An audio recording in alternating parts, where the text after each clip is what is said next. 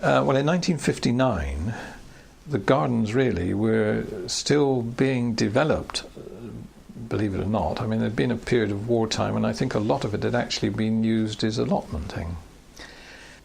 John Gilmore, who was the director at the RHS garden at Wisley from 1946 until 1951, had moved to Cambridge in 1951, just a few years before we arrived there, in 59 that is. And he and his lieutenant, Bob Younger, another wonderful character who actually very practical man, spent time in some famous gardens and also some time in South America. But they set about developing things, and when we arrived there, they were just putting finishing touches to the limestone rock garden, which was really very prestigious development in the garden. We were set to finishing off the limestone rock garden under a man called Sid Boggis, one of those lovely, Eastern County names. There's Boggises and the Offleys and so on.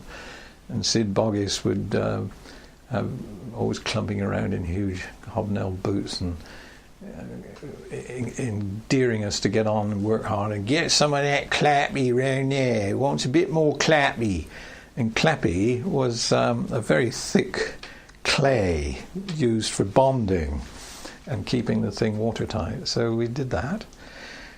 I was always fascinated by these beautiful handwritten labels, ahead of their time. Nowadays you carve them out of plastic. But it was Swedish hardboard, which was painted and cut into squares or oblongs or whatever, and painted with a white paint, and he would then handwrite plant names in thick ink, and then they were varnished, and they lasted for donkey's years. Persuaded myself one day that better have a go at this, so I got hold of the gear and I wrote a label out and coined a plant myself, which was Telegraphicus telegraphicoides, family Telecommunicaceae, found throughout the British Isles, and the provenance was GPO. And I appended this, believe it or not, to a telegraph pole. And it caused a great deal of amusement and consternation. And even John Gilmore got to hear about it, and he was a man of immense sense of humour, and he enjoyed that very much. But there was a telegraph pole going up through a few trees, and I'd appended this label to it.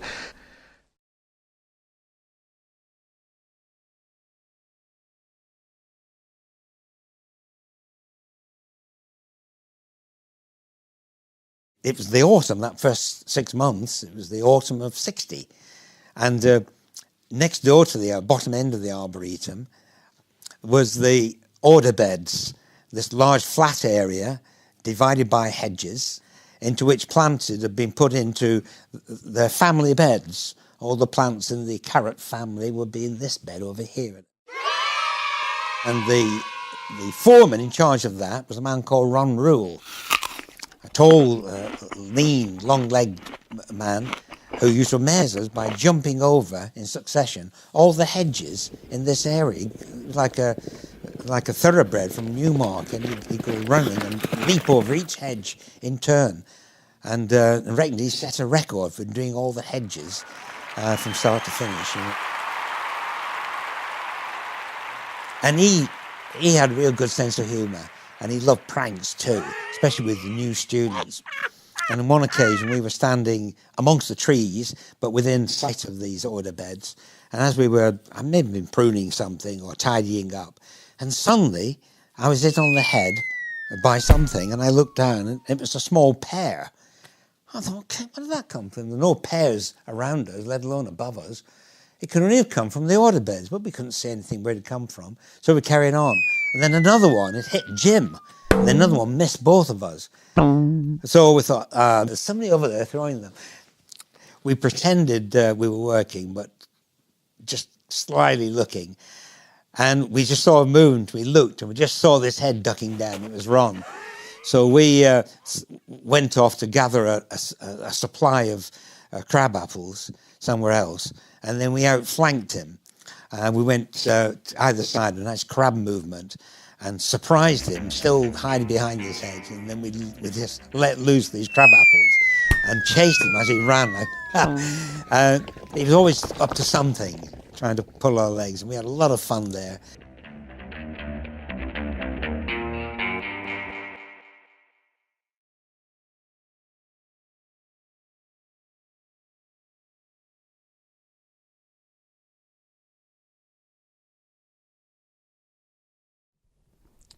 "23rd of April 1944, Sunday. Again blue and warm, though clouding somewhat in afternoon. Home Guard parade 10:15 a.m. I taking first aiders by the lake in the Botanic Garden. We on knots and bandaging practice. Afterwards strolled in the garden with Gilbert Carter, he showing me blooms of special interest or beauty. 17th of June 1944. Grey with strong cold north wind, all with Gilbert Carter to Wicken Fen. Met Cambridge Station and began by 10:28 a.m. train to Swaffham Prior, thence on by bikes to the remote and desolate hamlet of Upware. A toilsome road thus far, with the wind driving hard against us, and great clouds of dark peat dust blowing off the strips of cultivated fen about us, but long halts. GC, that's Gilbert Carter, anxious, as always, to avoid strain, that's in quotes, and giving us talks of absorbing interest on the fenland in general and its characteristic trees and plants. I remember, because I went too on this expedition, he rode in front on his huge bike with a few students, and people like us rode behind. And every now and then he'd hold up his hand, and we all had to get off our bikes, and he'd read us a little, talk a little bit about what we were looking at. And I remember thinking it was partly for the benefit of any children. Trees are your friends; they show you the way. He was such a dear man.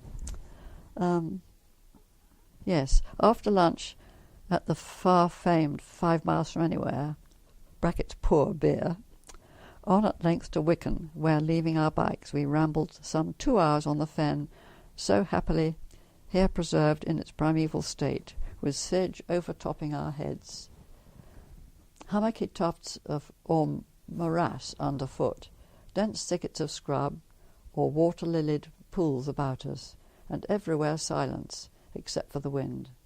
GC, that's Gilbert Carter, and Dolly botanising for us all the while, the orchids, the little wild sweet pea, and the white water lilies especially lovely, and then rest and leisurely tea in one of the droves.